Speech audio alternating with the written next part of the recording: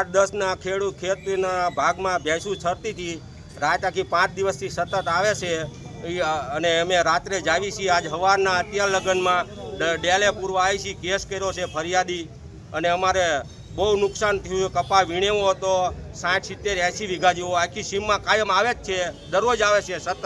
એ ભાઈ ભરવાડો રહ્યો એ કે મારી નથી, કાયમ નદીમાંથી અમારે કાયમ આવે છે એ ઢોરા અહીંના।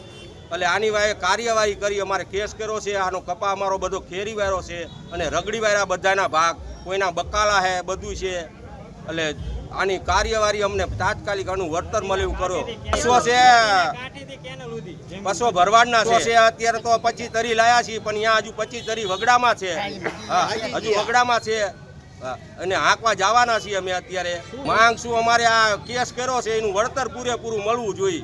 હા, અમે 8-10 જણાએ કેસ કર્યો છે, એનું માલિકને બધાને વળતર મળવું જોઈએ।